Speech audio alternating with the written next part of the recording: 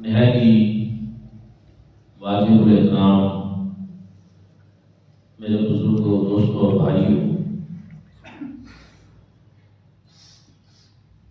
زکوٰۃ ارکان اسلام میں سے ہے اور قرآن مجید فرقان حمید میں نماز کے ساتھ 32 مرتبہ زکوٰۃ کا ذکر آیا ہے۔ نماز بھی بہت اہم فریضہ ہے اور وہ بھی اسلام کا رکن ہے، زکوٰۃ بھی اسلام کا رکن ہے۔ البتہ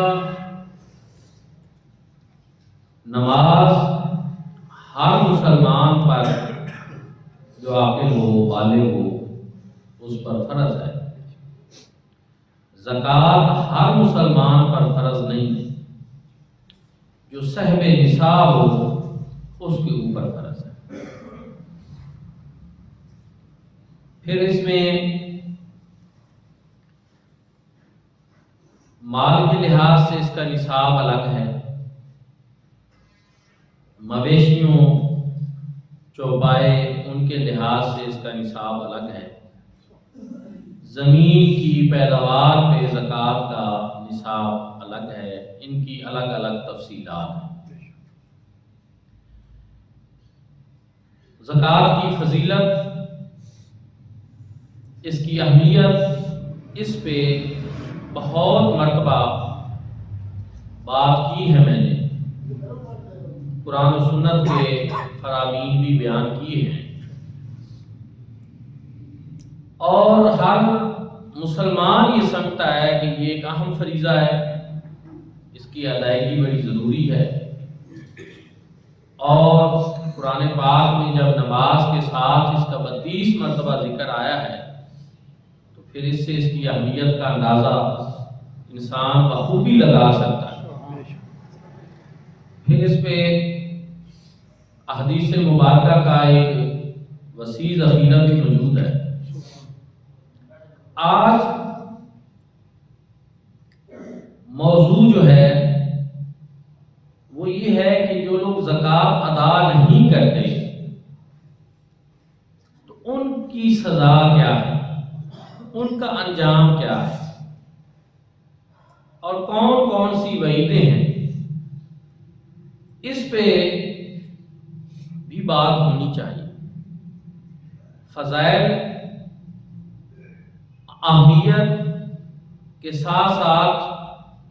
زکوٰۃ ادا نہ کرنے والوں کا جو انجام ہے اس پہ ضرور بات ہونی چاہیے، اور وہ انجام قرآن پاک میں بھی بیان کیا گیا ہے، احادیث مبارکہ میں بھی بیان کیا گیا، اور ہمارا معاشرہ جو ہے اس میں بہت سی ایسی مثالیں ہمارے سامنے موجود ہیں کہ جن میں ہم اگر چاہیں تو خود بھی کچھ اندازہ لگا سکتے ہیں۔ عبرت کے لیے بہت سا سامان موجود ہے، لیکن عبرت وہی حاصل کرتے ہیں جن کو اللہ پاک کی طرف سے توفیق ہوتی ہے، اور جو عبرت حاصل کرنا چاہ رہے ہوتے ہیں وہی حاصل کرتے ہیں۔ چیزیں ایسی بہت سی ہمارے سامنے آتی ہیں جن سے ہم اندازہ لگا سکتے ہیں، اور میں کچھ عرض بھی کروں گا۔ سب سے پہلے قرآن مجید فرقان حمید میں اللہ رب العزت نے ارشاد فرمایا کہ والذین یکنزون الذهب والفضة ولا ينفقونها في سبيل الله فبشرهم بعذاب أليم، کہ وہ لوگ جو سونے اور چاندی کو جمع کرتے ہیں، اکٹھا کرتے رہتے ہیں، اور اللہ کی راہ میں اس کو خرچ نہیں کرتے، ان کے لیے دردناک عذاب کی خوشخبری،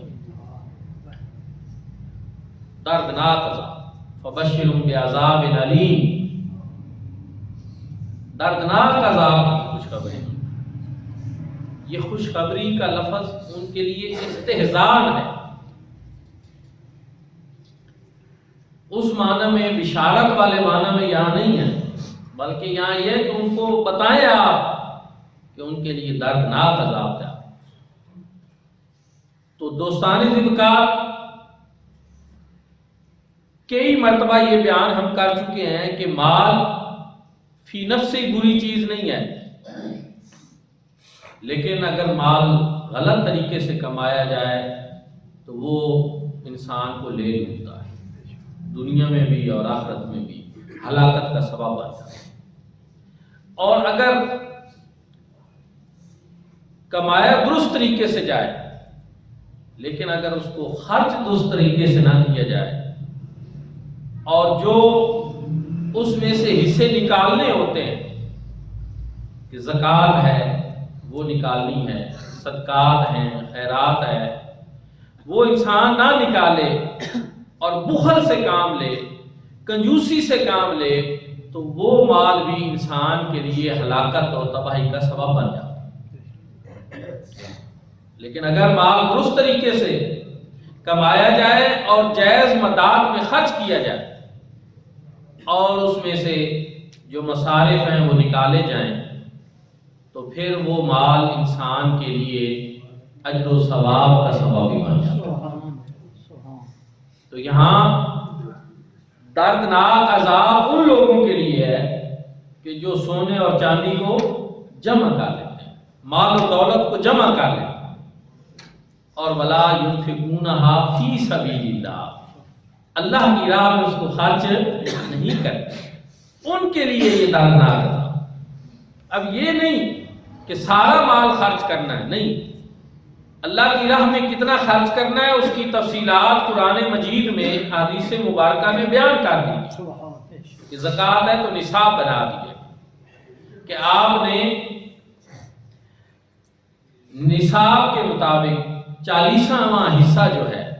100 پر 2.5 روپے زکوٰۃ ہے وہ آپ نے نکالا، پیداوار ہے تو اس میں سے برانی ہے تو 10واں حصہ، اور اگر ٹیوب ویل والی ہے، نہر والی ہے، کنویں والی ہے تو اس میں سے 20واں حصہ نکالنا ہے۔ تو وہ مداد بیان کر دی گئی اور نصاب بھی بیان کر دیا گیا اور مصارف بھی اس کے بیان کر دیے گئے کہ کن لوگوں پر خرچ کرنا۔ تو مال و دولت کو صرف جمع کرنا اور خرچ نہ کرنا، اس بات کو ناپسند کیا گیا، اور یہی چیز جو ہے اسلام میں درست نہیں ہے۔ اور سود کو بھی جو حرام قرار دیا گیا ہے وہ اسی وجہ سے قرار دیا کہ اس میں بھی ارتکاب دولت ہے، مال کو زیادہ سے زیادہ بڑھانا اور اکٹھا کر لینا، تو یہی چیز اسلام میں ناپسندیدہ ہے۔ اللہ رب العزت نے ارشاد فرمایا یمحق اللہ الربا ویربی الصدقات، کہ اللہ رب العزت سود کو مٹاتا ہے اور صدقات کو بڑھاتا ہے۔ صدقات کی حوصلہ افزائی کی گئی اسی لیے کہ صدقہ و خیرات کرنے والا دولت کا ارتکاز جو ہے وہ نہیں کر رہا ہوتا، بلکہ وہ دوسروں کے اوپر مال و دولت کو خرچ کرنا۔